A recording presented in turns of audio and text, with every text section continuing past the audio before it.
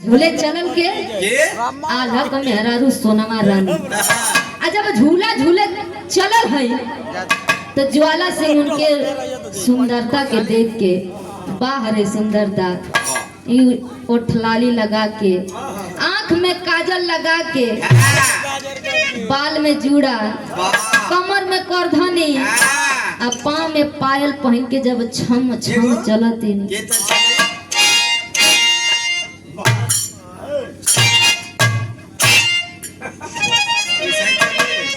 नया नोहर दुल्हई कैसे चले सोनमा रानी झूला झूले चलल है ऊपर झूला झूलत है आ ज्वाला सिंह देख के इतना मन में ओकर लड्डू फूटत है कितना सुंदर कितनी सुघर मेहरारू हिया काशी हमार मेहरारू हो जाए मने मैंने प्यार करे लगल सोचत है कि अगर हम एक बाइक जाके कहब कि हम तोहरा से प्यार करत हैं तो हके अपन मेहरारू बनावल चाहत हैं बेचारी गुस्सिया जाए काम बिगड़ जाए देवी देवता का सहारा लेने के पड़ी ज्वाला सिंह बगलिए में दुर्गा माई का मंदिर है वही मंदिर में गइल 1-2 घंटा पूजा कैले बा दुर्गा माई प्रकट हो गई जोर से बोली है बेटा ज्वाला सिंह तोरी पूजा से हम प्रसन्न बानी मांग का चाहत बाड़े ज्वाला सिंह हाथ जोड़ के कहत हमाई और जन झूलवा पर झूलत है ना उससे हमार दिल लग गइल हो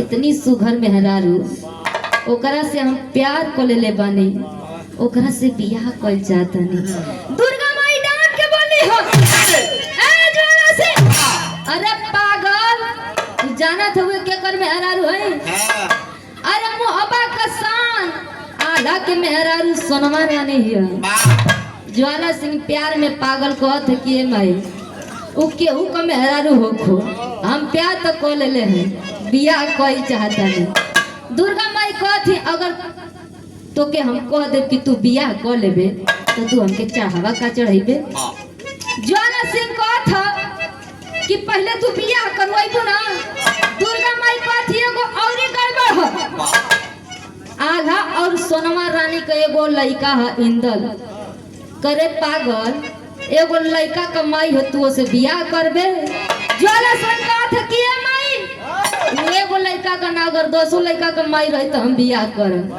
कहत ठीक है बियाह कर लेबे लेकिन चढ़ावा का चढ़ाइबे ज्वाला सिंह कहत है देखा यही जो होश में एकदम नहीं खे जोश में होश खो देले बा कहत है कि आल्हा और सोनमा रानी का जेवन लड़का ओकर मुड़ी काट के तो के हम चढ़ा दे यही जैसे ओकर पूरा वक्त चालू हो गई दुर्गा माई कहत कि चल तोर बियाह हो जाए कहत है कैसे बियाह होई यही जरा तो कैसे बियाह होई दुर्गा माई कहत कि जब बियाह करे का तो लगे भागू इतनी बात कहली तो तर्ज लगत है मास्टर साहब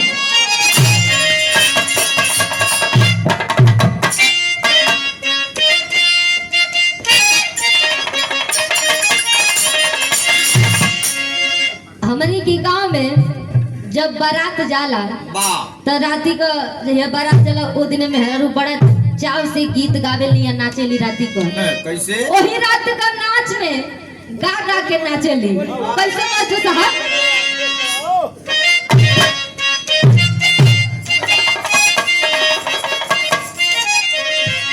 ये समरो अरे समरो है पिपार करना पिया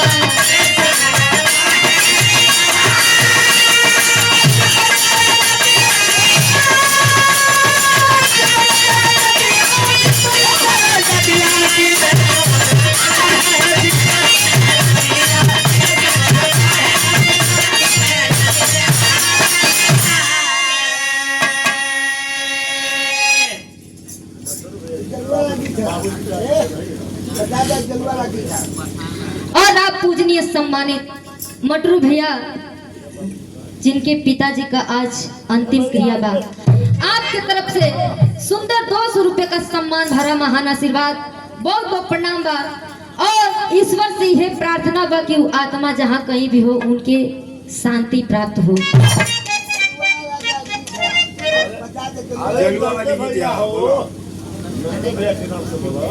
और आप सम्मानित नंदा चाचा की तरफ से 100 रुपए का पुरस्कार बहुत बहुत प्रणाम बा आशीर्वाद की चाह रहे लेकिन दुर्गा माई ज्वाला सिंह से कथी का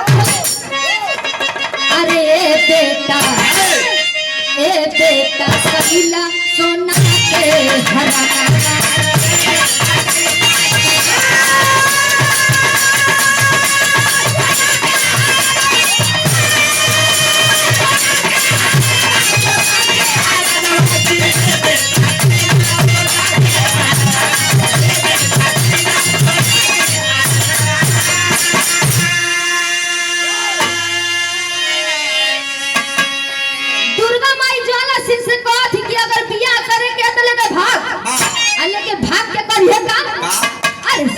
रचाइले दुल्हन बनाइले अरे शादी रचाइले दुल्हन बनाइले एगो बात और कहली अरे बदले न चाही अरे बदले न चाही तोके रतना बेटा कई सोना के हराना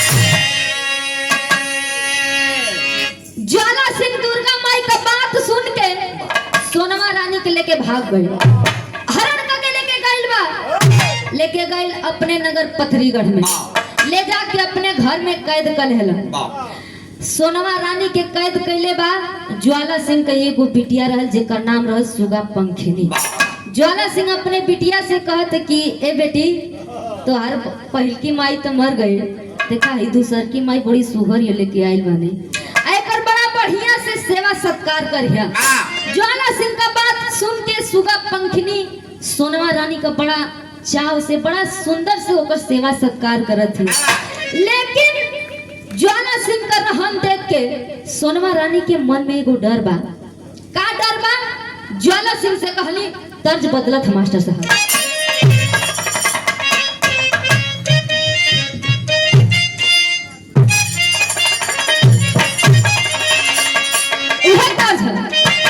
कि गज भर के अरे गज भर के गुजारिया बजात करे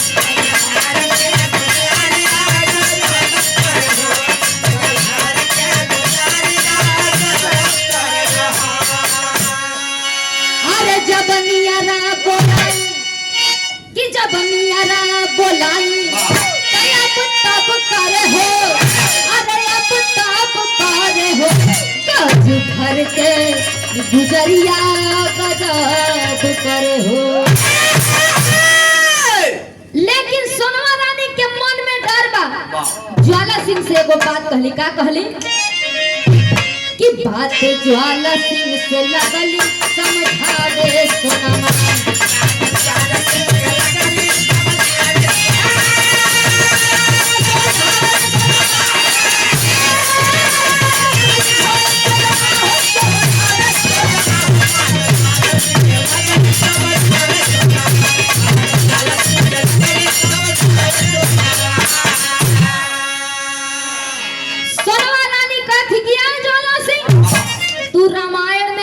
सुनले होबा रावण सीता का हरण करके लेके गए रहे लेकिन कबो उनके हाथ ना लगौल तू हमके हरण करके लेके आइल बाड़ा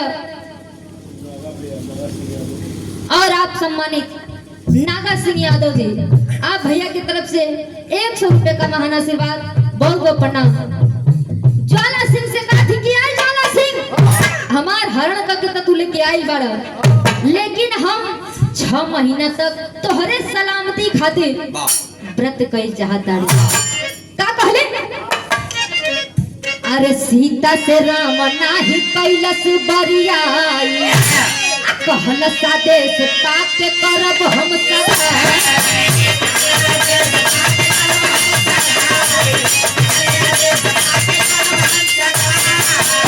अरे करब 6 महीना व्रत लागल बा मनवा अरे लागल बा मनवा बात ज्वाला सिंह के लगली समझावे सोनवा ज्वाला सिंह से कहा थी कि आई ज्वाला सिंह हम 6 महीना व्रत तोहरे नगर में रह के करब, 6 महीना बाद हम तोहसे खुद बियाह कर लेब, लेकिन 6 महीना तक हमके तू हाथ ना लगेगा।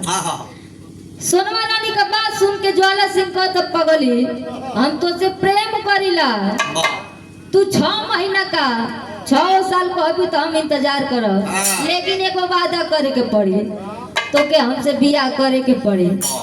सोनमा रानी कहती कि हाँ ठीक है हम बियाह करब, लेकिन 6 महीना व्रत कैला के बाद एहर के बाद नहीं छोड़े।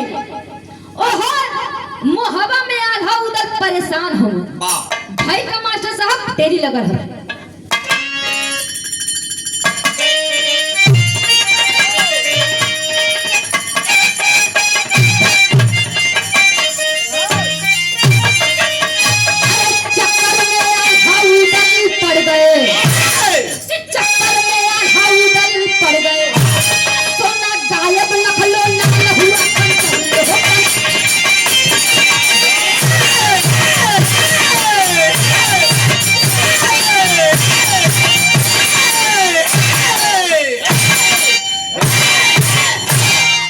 वाह बहादुर वाह, यही से नाम है मोहिब्बत।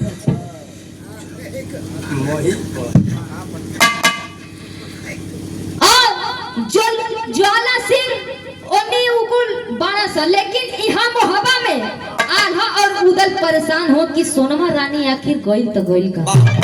कुछ लोगों से पता चलल कि सोनमा रानी का हरण हो गइल है, लेकिन आल्हा उदल अपने मन में सोचत हवन कि मोहब्बा का हमनी का वीर है जा, हमनी का मोहब्बा का शान सोनमा रानी के कौन हरण करके लेके जाए। सोनमा रानी लागत है अपने मन से कहीं गई है।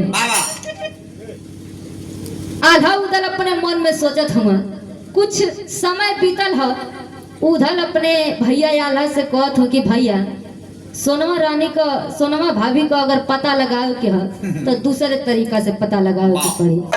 कहना का कहत हुआ कि देखा उनके बक्सा में अगर कोनो नया साड़ी साया ब्लाउज हो तो निकाल के लेके आवो। आल्हा कहत हुआ भाई ई नया साड़ी साया ब्लाउज का करबो।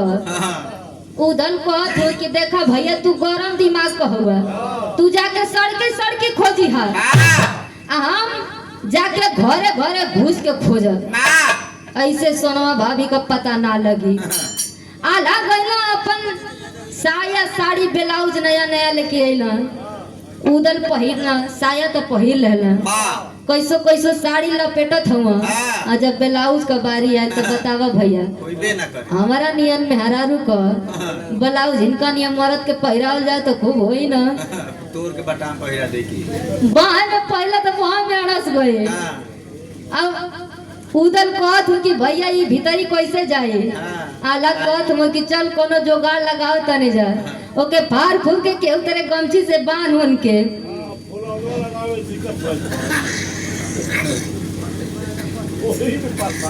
कैसा हूँ साया साड़ी ब्लाउज पहनना, भेष बनेला उदल चूड़िहारिन का। जब चूड़िहारिन का भेष बनेला तो मास्टर साहब तर्ज लगत था।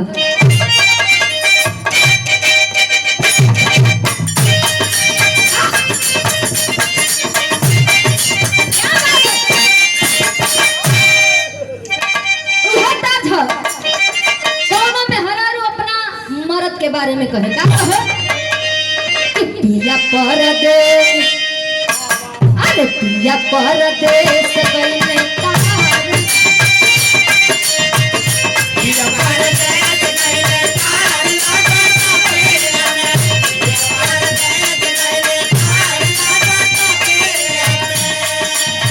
तार लगो तो पिया सितार लगो तो पिया में, तार लगो तो पिया सितार लगो तो पिया में, पिया परदेश गइले तार लगो तो पिया में, पिया परदेश गइले तार लगो तो पिया में, पिया परदेश गइले तार लगो तो पिया में।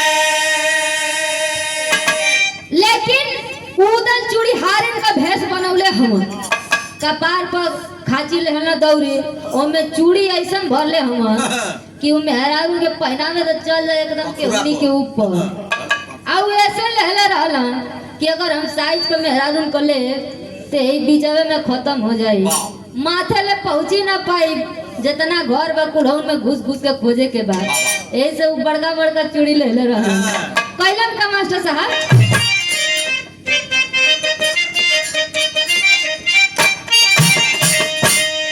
अरे धैले उताल चूड़ी हारी के पेशाबार, चूड़ी हार के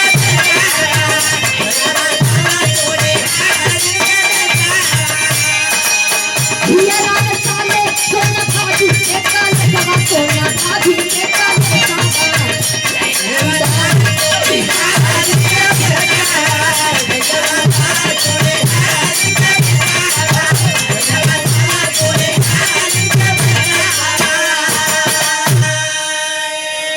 चूड़ी बेचत बेचत पहुंच गए पथरीगढ़ में।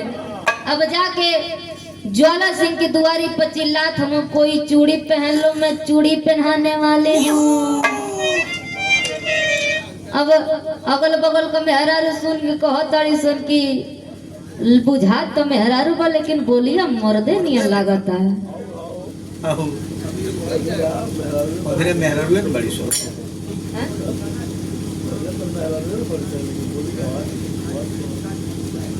हाँ मतलब मेहरारू का पहनावा रहे, अब बोली मर्दे नियन बुझाता। मेहरारू कुछ सोचतानी कि साड़ी पहले बा मेहरारू नियन, लेकिन बोलिए मर्द नियन काहे लगत है। अंदरवा सोनवा रानी अपने देवर का आवाज पहचान गई, उदल कर सुगा पंखनी से कथी कि बेटी देखा कोनो बाहर में चूड़िया नहीं आई भैया, लेके आए तू तो हम चूड़ी पहन लेते। सुगा पंखनी गई, उनके बोला के घरे में लिया के बैठौले बा। अब देख लेला उधर सोनवा रानी के, अब इतना गुस्सा में बाड़ा, सुगा पंखनी से कहना बिटिया तनी एक गिलास पानी ले ले तू, तो हम तनी पी लेती, प्यास लगल है। सुगा पंखनी चल गई पानी लियावे। धीर उधर अपने सोनवा भाभी से कहत हूँ करी भाभी हमारे भैया में कौन कमी रहे जे तू उनका के छोड़ के यहाँ चली एलू। सोनवा भाभी कहली का, अरे गईले उदाल जहाँ सोना भाभी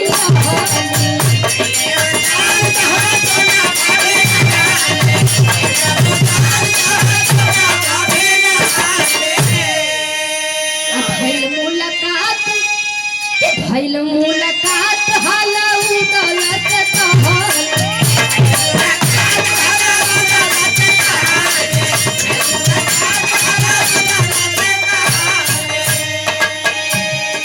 सैया से बताई हो जाके सागरो ताने सवा, जाके सागरो ताने सवा हो, हमने उतार चूड़ी हार के पेशावा हो।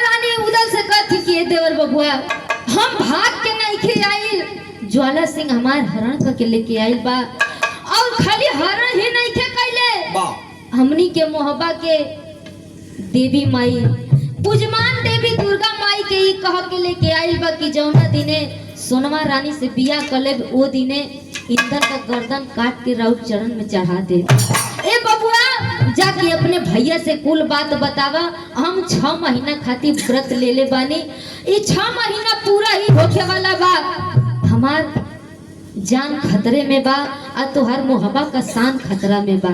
जाके अपने भैया आल्हा दे सगरो बात बताई ह। उधर वहां से चल देना अपने भाई आल्हा से सगरो बात बतैला कि आज भाभी कोने हालत में है और दुर्गा माई हमनी से छल कैले हैं। गुस्सा में हम आल्हा अपने बेटा के पकड़ के ले जाके वही मंदिर में जाके दुर्गा माई से कहला, का कहला? दर्द लगा था मास्टर साहब।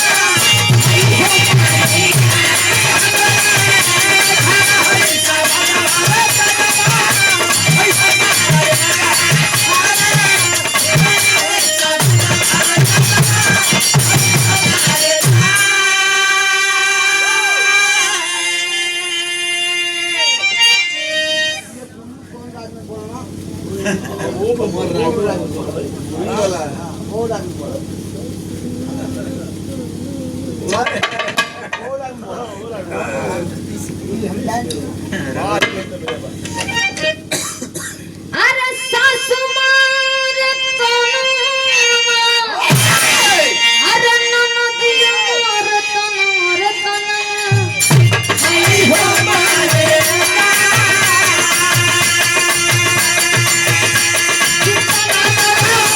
आई हो मारे कि हमरे खाड़ा होई कहना रे तनवा, आई हो मारे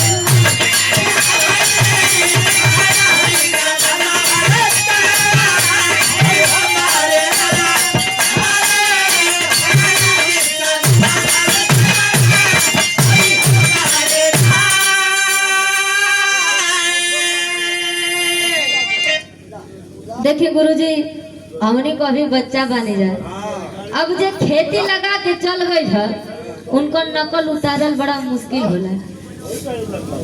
नकल होई ना, नकल रही तो नकल होई ना। और आप सम्मानित नंदे चाचा की तरफ से मिस्त्री साहब, हाँ तो मिस्त्रियों कई तरह का होला, यहाँ तो शौकीन हो भाई। केहू खाना का मिस्त्री होला, केहू घर वाला मिस्त्री होला। पाइप का मिस्त्री हो। अच्छा, ये हैंड पाइप वाला मिस्त्री होला। बहुत बहुत प्रणाम, आशीर्वाद के चाह रही यहाँ के कहते कि पानी निकाले वाला। हाँ भाई, पानी निकाले लो, वो भी कुछ लो। रख बे। लेकिन आज हम मंदिर में जाके कहलन का दुर्गा माई से,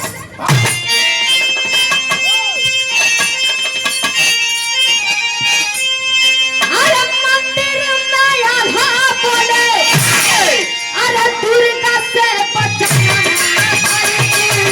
जाना लेला,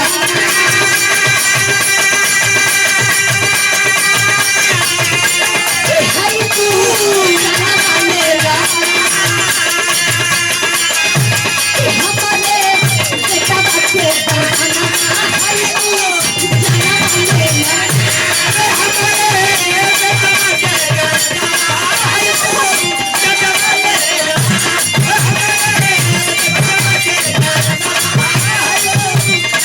लेला।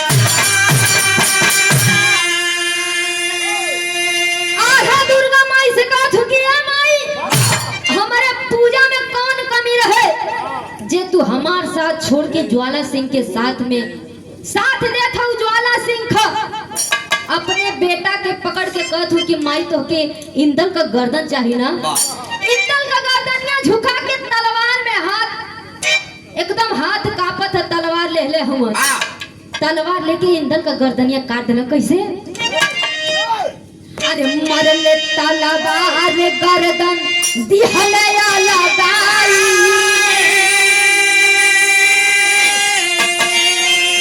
अरे लागल छटपटाए आधाऊ तलसिया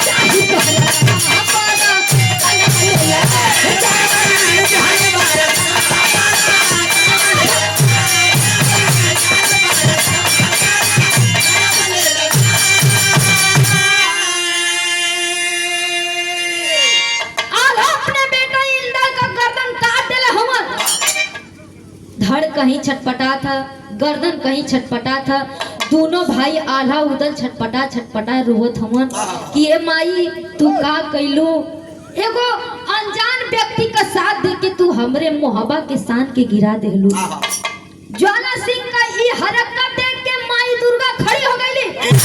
काथी है बेटा आल्हा, एगो बाप एगो इंसान अपने बेटा से ज्यादा केहू से मोहब्बत ना करेला, लेकिन तू आज हमरे पूजा खातिर हमरे चढ़ावा खातिर अपने बेटा का गर्दन काट देले। तो पूजा से हम प्रसन्न नहीं बेटा, जो मांगे कि हम मांग ले। आल्हा कहत हो माई हम तुहसे का मांगी, हमरे मोहब्बत का शान हमरे सोनमा रानी के लिया दे माई। कहत कि ये बेटा ओकरी खाती पहले लड़ाई करे के पड़ी। कहा जाला कि केहू कोनो सामान चुरा लेला तो उ देला ना। आल्हा कहत हो माई हम तो लड़ाई कर ले, लेकिन एगो और काम है। हमरे मोहब्बत का एक ही कुल दीपक हुए हमार बेटा इंदल, ओके फिर से खड़ा कर दे माई। दुर्गा माई कहा थी कि तोरे पूजा से हम प्रसन्न ही रे बेटा, आज जवन मांगबे तवन दे दे। बेटा के ऐसा आशीर्वाद देली। इंदल पहले जैसे खड़ा हो गई। तीनों आल्हा उदल इंदल के आशीर्वाद देली और शक्ति देली कि ये बेटा केहू सामान चुरा लेला तो से लड़ाई करे के पड़ेला। और ज्वाला सिंह तोहरे मोहब्बत के शान के चुरा के लेके गई है, ऐसे उनादे लड़ाई करे के पड़ी। ज्वाला सिंह से लड़ाई करे के पड़ी। आल्हा उदल कहत हो कि माई तू साथे रहबू तो हमने एक केहू से भीड़ जाए जाई। दुर्गा माई कहली आगे आगे तो हम लोग चला, पीछे से हम आवत हैं। जब चलना आल्हा उदल इंदल तक आल्हा लगत है मास्टर साहब।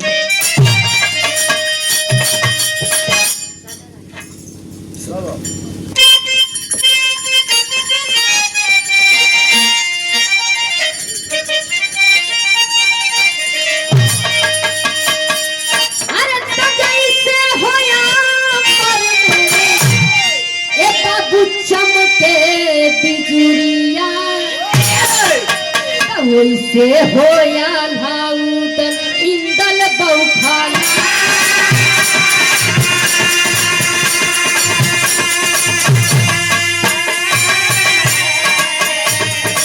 चल लेती हथाती लो खरीदा हवाले,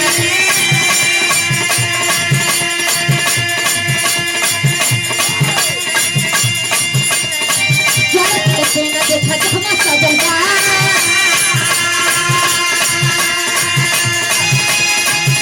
उखाड़ मारे आधा उदल पीरा, जलसी खोज गई पकड़ी पड़ा। भागी के पहले चला इसा के पकड़िया, जलसी को पकड़ी।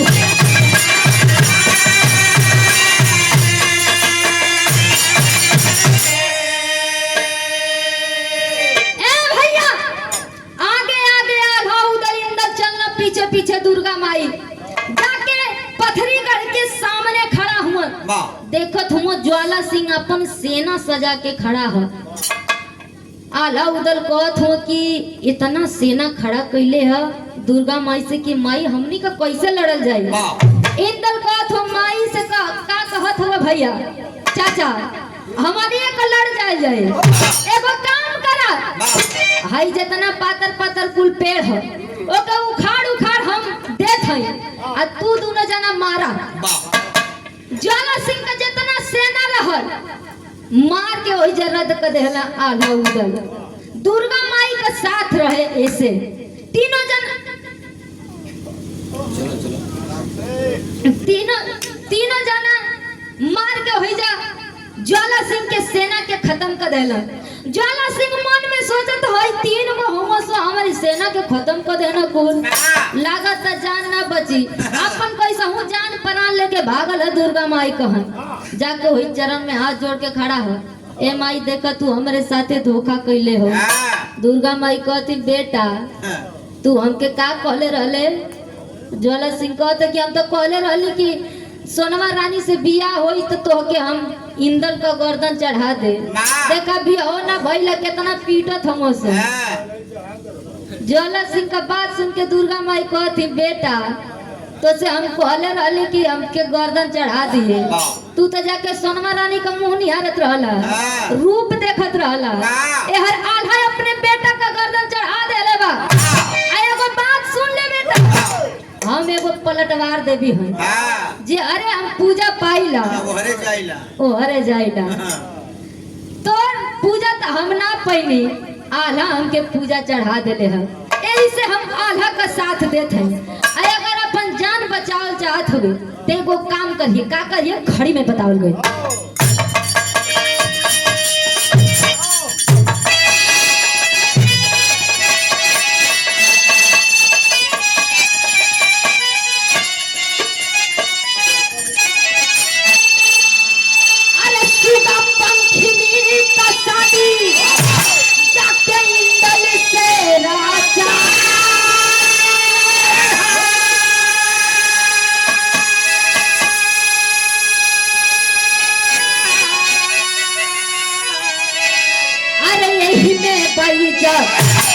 यही में बाई अपन जनमा बचावा है, यही में बाई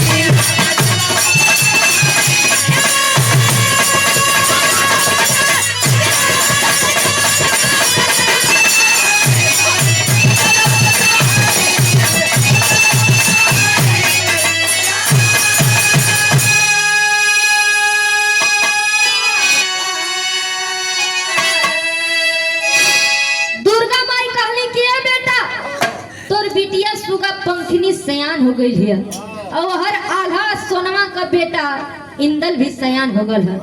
जाके वो दोनों का बिया करो का कर।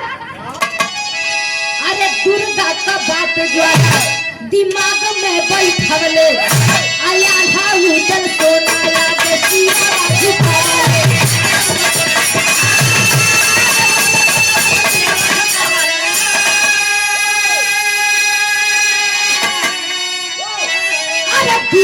पलल पर कहे कि हम के उठा।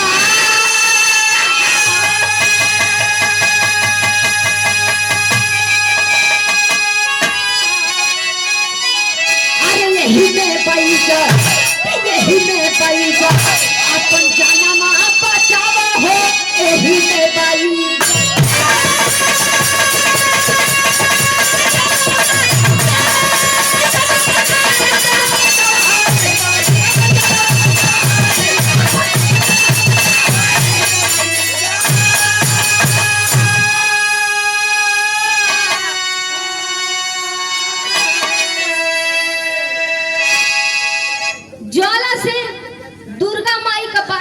के आल्हा उदल और सोना आगे अपन हाथ जोड़ के उनके गोड़ पर गिर गए।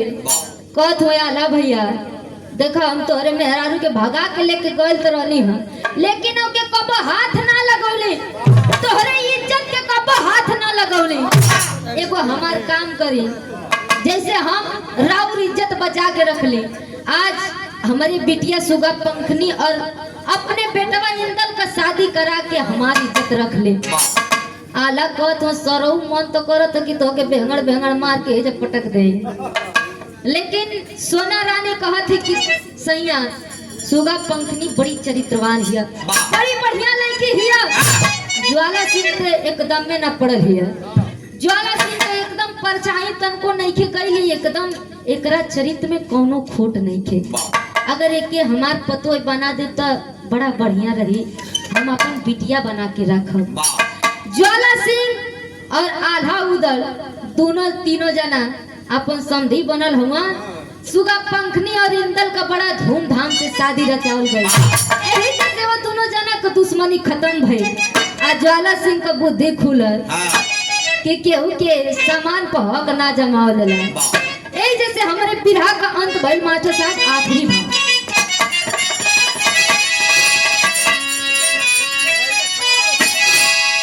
अरे जय जखाड़ गुरजा दूल्हा तन की लहरे फुलवा